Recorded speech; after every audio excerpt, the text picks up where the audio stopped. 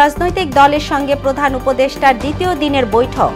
নির্বাচন সংশ্লিষ্ট সংস্কার শেষে দ্রুত রোডম্যাপ ঘোষণার দাবি।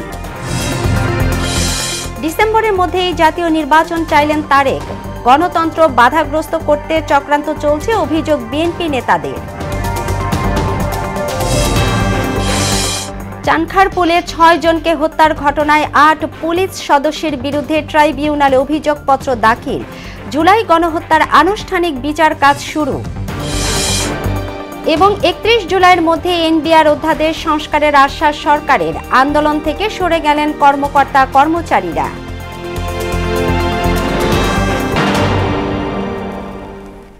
আসসালামু আলাইকুম, মোহনা সংবাদে স্বাগত। শুনছিলেন শিরোনাম, আপনাদের সাথে আছি তাবশিরা লিজা। এবার বিস্তারিত। প্রধান উপদেষ্টা অধ্যাপক ডক্টর মোহাম্মদ ইউনূসের সঙ্গে বৈঠকে বসেছেন বিভিন্ন রাজনৈতিক দল ও সংগঠনের নেতারা। রাষ্ট্রীয় অতিথি ভবন যমুনায় বিকেল 5টার পর এই বৈঠক শুরু হয়। বৈঠকে 5 ফেব্রুয়ারির মধ্যে নির্বাচনের দাবি জানিয়েছেন এবি পার্টির চেয়ারম্যান মুজিবুল হক মঞ্জু। আর অবাধ, নিরপেক্ষ ও সুষ্ঠু নির্বাচনের জন্য প্রয়োজনীয় সংস্কার শেষ করে দ্রুত নির্বাচন আয়োজনের দাবি জানান বাংলাদেশের কমিউনিস্ট পার্টির সাবেক সভাপতি মুজাহিদুল ইসলাম সেলিম। এ সময় বিচার ও নির্বাচনের বিষয়ে ঐক্যবদ্ধ থাকার উপর গুরুত্ব দিয়ে ফ্যাসিবাদের সব ষড়যন্ত্রের বিরুদ্ধে সবাইকে সচেতন থাকার আহ্বান জানান গণসংহতি আন্দোলনের প্রধান সমন্বয়ক জোনায়েদ সাকি। একই সঙ্গে দ্রুত নির্বাচনের সুনির্দিষ্ট তারিখ এবং রোডম্যাপ ঘোষণার দাবিও জানান তিনি। সংস্কার, বিচার এবং নির্বাচনের যথাসম্ভব একটা দ্রুত রোডম্যাপ দেওয়ার জন্য আমরা অনেকেই সেখানে মত প্রকাশ করেছি যে এটা বেটার হয় ফেব্রুয়ারির মধ্যে যদি নির্বাচনটা করা যায়, 5 ফেব্রুয়ারির মধ্যে। যদি বেশি সংস্কার হয় তাহলে জুন, এর মধ্যে আমরা আলোচনা করে যে কোনোটা করতে পারি।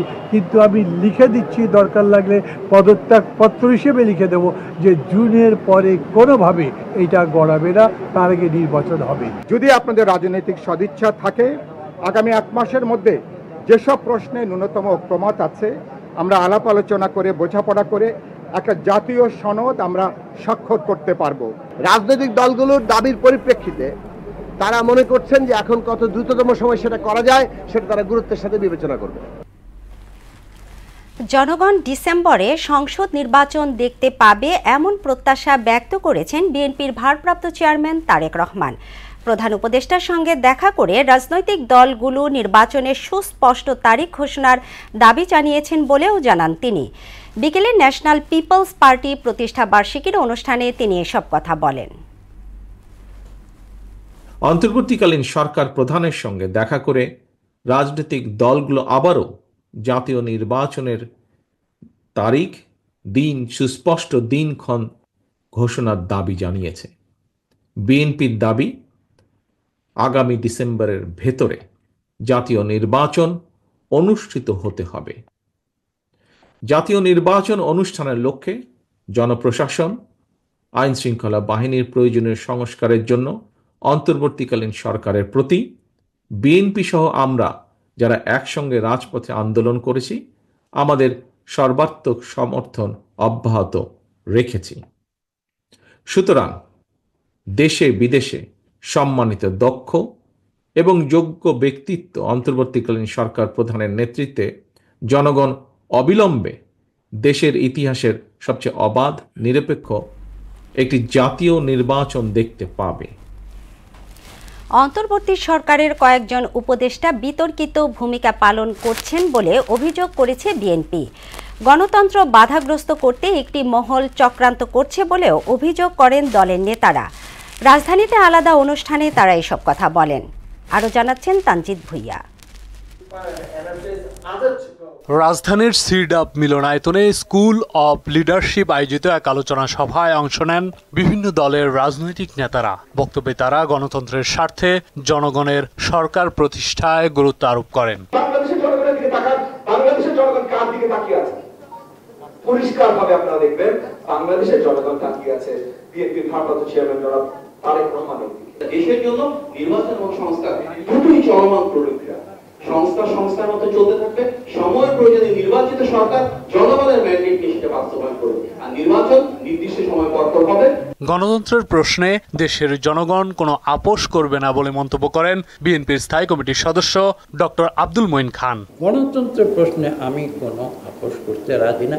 আমি বিশ্বাস করি বাংলাদেশের ইন্টেলেকচুয়াল বা যারা আছেন, যারা ক্ষমতার জন্য কত কিছু অনেক কিছু করতে পারে, আওয়ামী লীগ বা ছাত্ররা বা বর্তমান যে ইন্টারিম গভর্নমেন্ট অথবা যারাই হোক, তারা যদি ভয় করে যে জনগণ ভোট দিলে বিএনপি সরকারে এসে যাবে, কাজে ভোট প্রক্রিয়াকে বিলম্বিত করে। এদিকে জাতীয় প্রেস ক্লাবে এক আলোচনা সভায় স্থায়ী কমিটির আরেক সদস্য গয়েশ্বরচন্দ্র রায় বলেন, আওয়ামী লীগের দোসরদের পাশে নিয়ে দুর্নীতিমুক্ত দেশ গঠন সম্ভব নয়। এক একজন এক একটা কোম্পানির দায়িত্ব নিচ্ছেন, তারা ঠিক বুক টান করে চলে। যারা হাসিনার সাথে শয়নে স্বপনে মরণের পরে নরকে অথবা স্বর্গে থাকবে। আমরা চাই ডক্টর ইউনূসের সফল হোক। ডক্টর ইউনূসের সফল মানেই তো আমাদের জুলাই আর আগস্টের আন্দোলনের একটা সফলতা। ওদিকে ১২৬তম জন্ম জয়ন্তীতে ঢাকা বিশ্ববিদ্যালয়ে জাতীয় কবি কাজী নজরুল ইসলামের সমাধিতে শ্রদ্ধা নিবেদন করেন বিএনপির সিনিয়র যুগ্ম মহাসচিব রুহুল কবির রিজভী। পরে সাংবাদিকদের বলেন, সরকারের কয়েকজন উপদেষ্টার ভূমিকা প্রশ্নবিদ্ধ। শৃঙ্খল মুক্ত হওয়ার জন্য আমাদেরকে যে প্রেরণা, আমাদেরকে যে তাগিদ দিয়েছে এবং লড়াইকে ত্বরান্বিত করার যে উৎসাহ জুগিয়েছে, এটা তুলনাহীন। কোনো দলকে প্রতিষ্ঠিত করার দায়িত্ব অন্তর্বর্তী সরকারের নয় বলে মন্তব্য করেন তিনি। এই সরকারের ভেতর থেকে যদি পার্টিজম দলমন্যতার আমরা যদি আভাস খুঁজে পাই, তো সেখানে তো আমাদের প্রতিবাদ করতেই হবে। তানজিদ ভুইয়া, মোহনা সংবাদ, ঢাকা। চানখারপুলে মানবতা বিরোধী অপরাধ মামলায় অভিযোগ আমলে নিয়েছেন ট্রাইব্যুনাল। প্রায় ৮ মাসের নিরবচ্ছিন্ন তদন্ত শেষে প্রথমবারের মতো জুলাই গণহত্যার অপরাধে কোনো মামলায় আনুষ্ঠানিক অভিযোগপত্র দায়ের করে প্রসিকিউশন। এতে সাবেক ডিএমপি কমিশনার হাবিবুর রহমান সহ ৮ জনকে আসামি করে রাষ্ট্রপক্ষ। এদিকে শেখ হাসিনার বিরুদ্ধে আদালত অবমাননার অভিযোগের ব্যাখ্যা দিতে জাতীয় দৈনিকে বিজ্ঞপ্তি প্রকাশের নির্দেশও দেন ট্রাইব্যুনাল। আরও জানাচ্ছেন কাজী পাপ্পু। ৫ আগস্ট ২০২৪ রাজধানীর চানখারপুলে আন্দোলনরত ছাত্র জনতার উপর নির্বিচারে গুলি চালায় পুলিশ। ঘটনাস্থলে মারা যান শিক্ষার্থী আনাস সহ ৬ জন। নির্মম সেই হত্যাকাণ্ডের পর গেল অক্টোবরে শহীদ আনাসের পরিবারের পক্ষ থেকে শেখ হাসিনা সহ ৩০ জনকে আসামি করে অভিযোগ দেওয়া হয় ট্রাইব্যুনালে। তদন্তে নামে প্রসিকিউশন। ৮ মাস পর আলোচিত হত্যাকাণ্ডের আনুষ্ঠানিক অভিযোগ দায়ের করে প্রসিকিউশন, যা জুলাই আগস্ট গণ অভ্যুত্থানে সংগঠিত মানবতাবিরোধী অপরাধের প্রথম কোনো ফরমাল চার্জ। দায়ের করা অভিযোগে পলাতক সাবেক ডিএমপি কমিশনার হাবিবুর রহমান সহ ৮ পুলিশ সদস্যের বিরুদ্ধে সুনির্দিষ্ট অভিযোগ দায়ের করে রাষ্ট্রপক্ষ। ফরমাল চার্জের ভিত্তিতে আসামিদের বিরুদ্ধে অভিযোগ বিচারের জন্য আমলে গ্রহণ করেছেন। এই আমলে গ্রহণের মাধ্যমে একটা বিচার প্রক্রিয়ার আনুষ্ঠানিক যাত্রা শুরু হয়। চানখারপুলের ৬ জনকে হত্যা করার একটাই অভিযোগ। এই অভিযোগে আসামি যে ৮ জন, তাদের দায় ডিফারেন্টভাবে চিত্রায়িত হয়েছে। পলাতক আসামিদের ব্যাপারে পত্রপত্রিকায় বিজ্ঞপ্তি দেওয়ার বিষয় থাকবে, সেগুলো সেদিন আদেশ দেবেন বলে আমরা আশা করছি। আন্দোলনকারীদের নিশ্চিহ্ন করতে শেখ হাসিনার নির্দেশের অডিও বার্তা প্রমাণ হিসেবে জমা দিয়েছে প্রসিকিউশন। শেখ হাসিনা বিভিন্ন ব্যক্তির সাথে কনভারসেশনের মাধ্যমে যে শক্তি প্রয়োগ, লিথাল ওয়েপন ব্যবহার করে বিক্ষোভকারীদেরকে হত্যা করার যে নির্দেশ দিয়েছিলেন, সেগুলো আমরা এখানে দাখিল করেছি। কিন্তু তাকে এই মামলাতে সরাসরি আসামি করা হয়নি, কারণ তার বিরুদ্ধে সেপারেটভাবে চার্জশিট দাখিল হয়েছে এবং সেখানে তার বিরুদ্ধে আলাদাভাবেই আনুষ্ঠানিক অভিযোগ অর্থাৎ ফরমাল চার্জ দাখিল করা হবে। শেখ হাসিনা সহ 2 জনের বিরুদ্ধে আদালত অবমাননার অভিযোগের ব্যাখ্যা দিতে জাতীয় দৈনিকে বিজ্ঞপ্তি প্রকাশের নির্দেশও দেয় ট্রাইব্যুনাল। ৩রা জুন এটার পরবর্তী আদেশের জন্য ধার্য করা হয়েছে। কাজী পাপ্পু, মোহনা সংবাদ, ঢাকা। শহীদদের জীবনের বিনিময়ে পাওয়া দেশ পুনর্গঠনের সুযোগ বারবার পাওয়া যাবে না মন্তব্য করে সবাইকে সতর্ক থাকার আহ্বান জানিয়েছেন জাতীয় ঐকমত্য কমিশনের সহ সভাপতি আলী রিয়াজ। আর সংবিধান সংস্কারের পক্ষে বিপক্ষে মতামতের পাশাপাশি নারী ও সংখ্যালঘুদের অধিকার নিশ্চিতের দাবি জানালেন সুশীল সমাজের প্রতিনিধিরা। দুপুরে কমিশনের সঙ্গে মতবিনিময় সভায় তারা এসব কথা বলেন। রিপোর্ট করছেন এমআর আসাদ।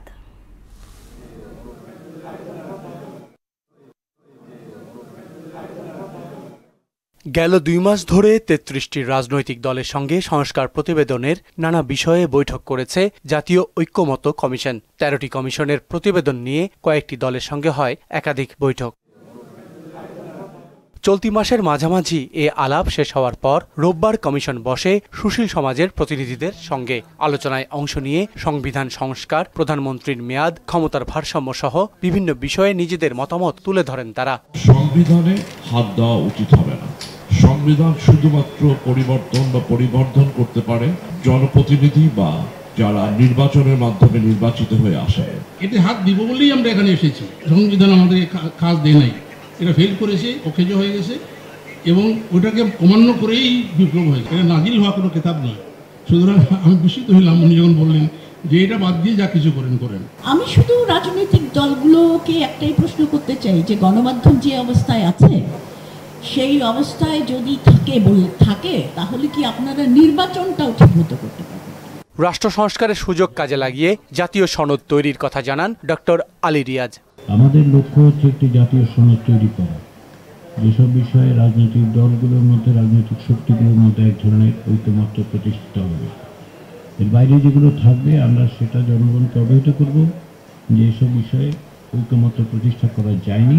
কমিশনের আলোচনার বাইরে সংস্কার প্রশ্নে জনমত গঠনের আহ্বানও জানান তিনি। বলেন, রাজনৈতিক নেতৃত্বের ক্ষমতার পালাবদল রক্তপাতহীন করার সুযোগ পুনর্বার পাওয়া যাবে না। এই সুযোগ দ্বিতীয়বার পাওয়া যাবে বলে মনে হয় না, বিশেষ করে যে পরিমাণ রক্তপাতের মধ্য দিয়ে, যে দীর্ঘ একনায়কতান্ত্রিক শাসনের অভিজ্ঞতা দিয়ে আমাদেরকে এখানে আসতে হয়েছে, সেটা যাতে পুনর্বার না ঘটে সেটা আমাদের সকলের নিশ্চিত করা দরকার। গণমাধ্যমকে আলোচনা জোরদারে ভূমিকা রাখার আহ্বানও জানান আলী রিয়াজ। যে আপনাদের মাধ্যমে অনেকগুলো বিষয়ই জনগণের কাছে নেওয়া সম্ভব। MR আসাদ, মোহনা সংবাদ, ঢাকা। জাতীয় রাজস্ব বোর্ড এনবিআর ও শুল্ক কর কার্যালয়ে চলমান অচল অবস্থা নিরসনে অর্থ মন্ত্রণালয় নতুন করে ব্যাখ্যা দিল। সন্ধ্যায় এক সংবাদ বিজ্ঞপ্তিতে বলা হয়, বিসিএস ক্যাডারের স্বার্থ অক্ষুণ্ণ রেখে জাতীয় রাজস্ব বোর্ডকে শক্তিশালী করা হবে। আগামী 31 জুলাইয়ের মধ্যে জারি করা অধ্যাদেশে প্রয়োজনীয় সব সংশোধনী আনা হবে। এর পাশাপাশি একটি বিশেষায়িত প্রতিষ্ঠান গঠনের মাধ্যমে রাজস্ব নীতি পৃথক করার কাঠামো কিভাবে প্রণীত হবে তা এনবিআর রাজস্ব সংস্কার বিষয়ক পরামর্শক কমিটি এবং অংশীজনদের সঙ্গে আলোচনার মাধ্যমে চূড়ান্ত করা হবে। ঈদুল আজহা উপলক্ষে কুরবানির পশুর চামড়ার নতুন দাম নির্ধারণ করেছে সরকার। গত বছরের তুলনায় এবার গরুর চামড়ার দাম প্রতি বর্গফুটে 5 টাকা বাড়ানো হয়েছে, আর খাসি বকরির চামড়ার দাম বাড়ানো হয়েছে 2 টাকা করে। দুপুরে সচিবালয়ে এই তথ্য জানান বাণিজ্য উপদেষ্টা শেখ বশিরউদ্দিন। এদিকে কুরবানির পর 12 ঘন্টার মধ্যে সব বর্জ্য অপসারণ করা হবে বলে জানালেন স্বরাষ্ট্র উপদেষ্টা জাহাঙ্গীর আলম চৌধুরী। দুপুরে সচিবালয়ে আলাদা ব্রিফিংয়ে এসব কথা বলেন তারা। রিপোর্ট করছেন শামীমুজ্জামান চৌধুরী। আসন্ন ঈদুল আজহা উপলক্ষে কোরবানির পশুর চামড়ার মূল্য নির্ধারণ করা হয়েছে। কোরবানির পশুর চামড়ার দামের পাশাপাশি সংরক্ষণেও সরকারের পক্ষ থেকে নেওয়া হয়েছে নানা পদক্ষেপ। কাঁচা চামড়া সংরক্ষণকে গুরুত্ব দিয়ে এবছর 30,000 টন লবণ বিনামূল্যে মাদ্রাসা ও এতিমখানায় সরবরাহ করা হবে। আমরা সংরক্ষণকে উপযোগী করার জন্য প্রায় না এক্স্যাক্টলি 30,000 টন লবণ আমরা সারা দেশে বিনামূল্যে মাদ্রাসা এবং এতিমখানাতে সরবরাহ করার সিদ্ধান্ত নিয়েছে সরকার। বাণিজ্য উপদেষ্টা জানান, ঢাকায় কাঁচা চামড়ার দাম সর্বনিম্ন 1350 টাকা নির্ধারণ করা হয়েছে, আর ঢাকার বাইরে সর্বনিম্ন দাম নির্ধারণ করা হয়েছে 1150 টাকা। 10 দিন পর্যন্ত ঢাকার বাইরে থেকে কোনো কাঁচা চামড়া রাজধানীতে ঢুকতে দেওয়া হবে না। পূর্ণ একটা চামড়ার দাম মিনিমাম 1350 টাকা ঢাকার ভিতরে এবং 1150 টাকা ঢাকার বাইরে, এবং এটা আমরা লবণযুক্ত চামড়ার ক্ষেত্রেই কথাটা বলছি। উপদেষ্টা জানান, ঢাকায় প্রতি বর্গফুট লবণযুক্ত গরুর চামড়ার দাম 60 থেকে 65 টাকা এবং ঢাকার বাইরে 55 থেকে 60 টাকা নির্ধারণ করা হয়েছে। খাসির ক্ষেত্রে আমরা যেটা বলেছি 22 থেকে 27 টাকা এবং বকরির ক্ষেত্রে আমরা বলেছি 20 থেকে 22 টাকা। গরুর চামড়ার ক্ষেত্রে আমরা বলেছি যে 60 থেকে 65 টাকা ঢাকায় এবং ঢাকার বাইরে 55 থেকে 60 টাকা। এদিকে কোরবানির পশুর হাট এবং কাঁচা চামড়া ব্যবস্থাপনা ও আইন শৃঙ্খলা সংক্রান্ত কোর কমিটির সভা করে স্বরাষ্ট্র মন্ত্রণালয়। পরে উপদেষ্টা আসন্ন ঈদের নিরাপত্তা নিশ্চিত ও কোরবানির পর 12 ঘন্টার মধ্যেই সব বর্জ্য অপসারণের আশ্বাস দেন। বর্জ্যগুলি যেন যত তাড়াতাড়ি সম্ভব, তো প্রশাসক মহোদয়রা আমাদের আশ্বাস করছেন যে তারা 12 ঘন্টার ভিতরেই মোটামুটি এইটাতে ক্লিন করে পারবে। এবার এটা যদি করা যায়, এবং এই জন্য তারা সব ধরনের প্রস্তুতি নিয়ে রাখছে। কোরবানির পশুর হাটে সার্বিক প্রস্তুতি, যানজট নিরসনের ট্রাফিক ব্যবস্থা শক্তিশালী ও ঈদে ঢাকার সার্বিক নিরাপত্তা নিয়ে কথা বলেন স্বরাষ্ট্র উপদেষ্টা। প্রত্যেকটা হাট তার নিজস্ব বন্দোবস্ত করবে, যেটা নিয়ে রাস্তা থেকে অনেক দূরে হবে। শামীমুজ্জামান চৌধুরী, মোহনা সংবাদ, ঢাকা। নির্বাচনের কথা শুনলেই স্বৈরাচারী সরকারের মতোই অন্তর্বর্তীকালীন সরকারের কোনো উপদেষ্টার অন্তরে জ্বালা ধরে বলে মন্তব্য করেছেন ঢাকা উত্তর মহানগর বিএনপির আহ্বায়ক আমিনুল হক। রোববার রাজধানীর মোহাম্মদপুরে সরকারি শারীরিক শিক্ষা কলেজ মাঠে আয়োজিত জিয়া আন্ত থানা ফুটবল টুর্নামেন্টের উত্তরখান বনাম হাতির ঝিল থানার মধ্যকার ম্যাচ পরিদর্শনকালে এ কথা বলেন। এ সময় কোনো কালক্ষেপণ না করে অচিরেই নির্বাচনের ব্যবস্থা করতে অন্তর্বর্তীকালীন সরকারের প্রতি আহ্বান জানান তিনি। পাশাপাশি বিএনপি ক্ষমতায় এলে ক্রীড়াঙ্গনকে ঢেলে সাজিয়ে দুর্নীতিমুক্ত এবং দলীয় মুক্ত করা হবে বলেও জানান আমিনুল হক। নির্বাচনের কথা শুনলে আমি জানি না আপনাদের ভিতরে কেন জানি গায়ে জ্বালা পড়া ধরে যায়। আপনারা সংস্কারের কথা বলেন, আপনারা বিচারের কথা বলেন, আরো অনেক নতুন নতুন অজুহাত আপনারা সামনে দাঁড় করিয়ে আনেন। আমাদের কিছু উপদেষ্টা রয়েছেন এবং কিছু ষড়যন্ত্রকারী রয়েছেন, কিছু গণমাধ্যমে ষড়যন্ত্রকারী রয়েছেন। তারা সকলে একটি ষড়যন্ত্রের একটি বীজ বুনছে। তারা কিভাবে নির্বাচনকে পিছিয়ে দেওয়া যায়। চট্টগ্রাম বন্দর পরিচালনার দায়িত্ব বিদেশিদের হাতে তুলে না দেওয়ার দাবিতে আন্দোলন অব্যাহত রেখেছেন শ্রমিকরা। বন্দর ভবনের প্রতিটি ফটকে অবস্থান নিয়ে আন্দোলনকারী বলেন, আধুনিক যন্ত্রপাতি সম্বলিত টার্মিনালটি ভালোভাবেই চলছে, তারপরও এর ব্যবস্থাপনা বিদেশিদের হাতে ছেড়ে দেওয়ার পরিকল্পনা মেনে নেওয়া হবে না। রিয়াজউদ্দিনের প্রতিবেদন, জানাচ্ছেন তাহসিন তারিন। চট্টগ্রাম বন্দর বাংলাদেশের অর্থনীতির হৃৎপিণ্ড।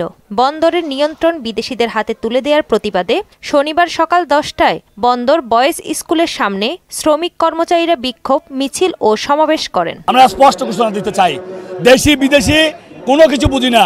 নিজস্ব টাকায় নির্মিত কোনো স্থাপনা সেটা সাইপ পাওয়ার টাকার হাতেও যাবে না, সেটা কোনো বিদেশিদের হাতেও যাবে না। যদি আমরা বিদেশির হাতে দেই তাহলে এইখানকার যে আমাদের যে পাইরেসি আছে, দেশের যে পাইরেসি, সেটা থাকলো না।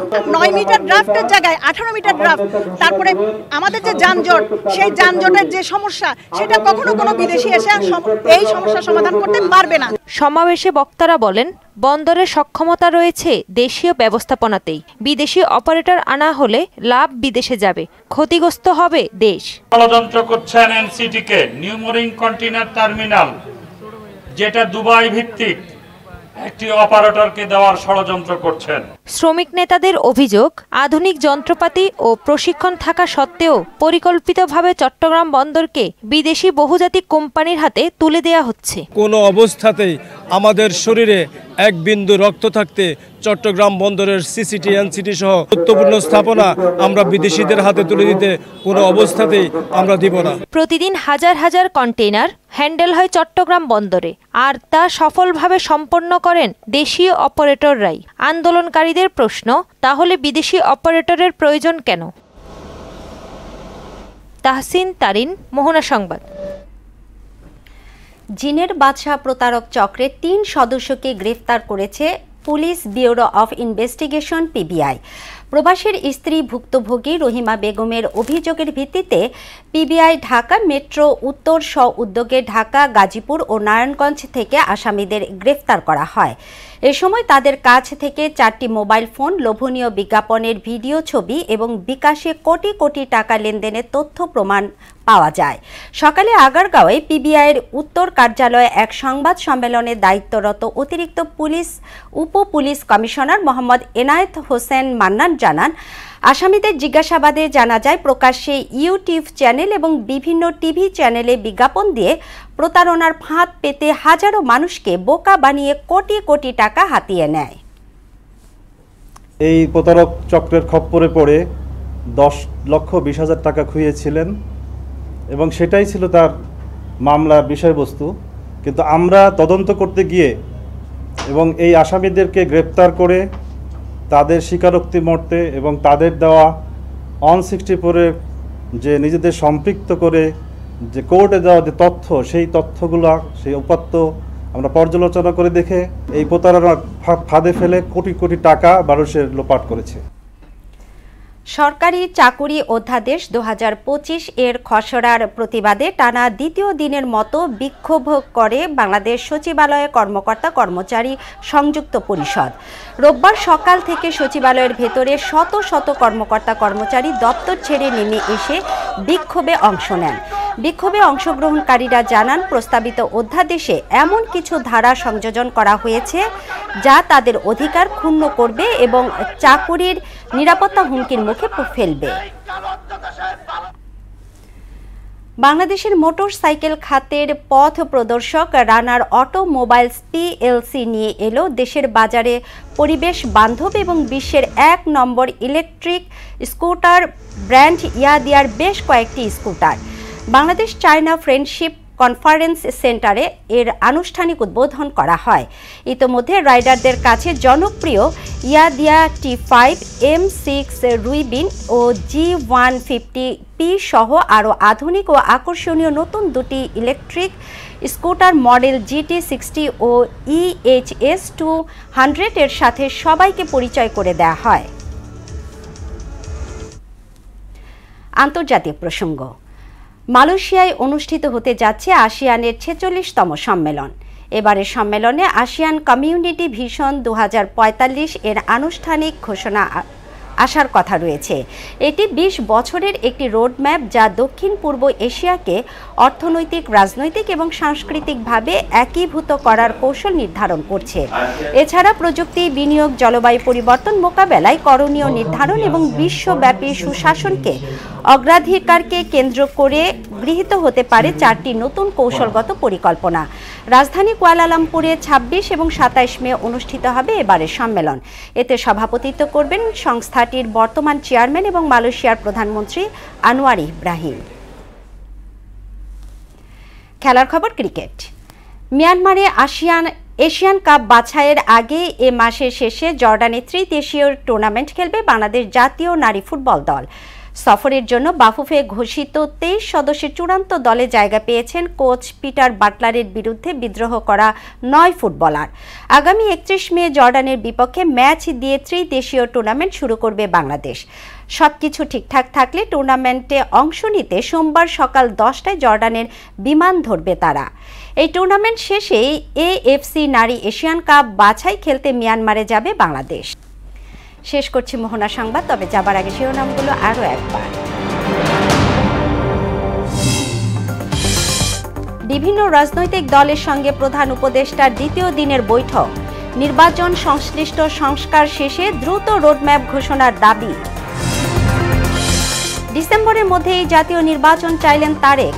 গণতন্ত্র বাধাগ্রস্ত করতে চক্রান্ত চলছে, অভিযোগ বিএনপি নেতাদের। চানখারপুলে 6 জনকে হত্যার ঘটনায় 8 পুলিশ সদস্যের বিরুদ্ধে ট্রাইব্যুনালে অভিযোগপত্র দাখিল। জুলাই গণহত্যার আনুষ্ঠানিক বিচার কাজ শুরু। এবং 31 জুলাইয়ের মধ্যে এনবিআর অধ্যাদেশ সংস্কারের আশ্বাস সরকারের। আন্দোলন থেকে সরে গেলেন কর্মকর্তা কর্মচারীরা। এই ছিল মোহনা সংবাদে। পরবর্তী সংবাদ রাত 12:30টায়। মোহনার সবশেষ খবর জানতে ভিজিট করুন www.mohana.tv। সংবাদ দেখতে পারেন ফেসবুক ও ইউটিউবেও। এতক্ষণ সঙ্গে থাকার জন্য ধন্যবাদ সবাইকে।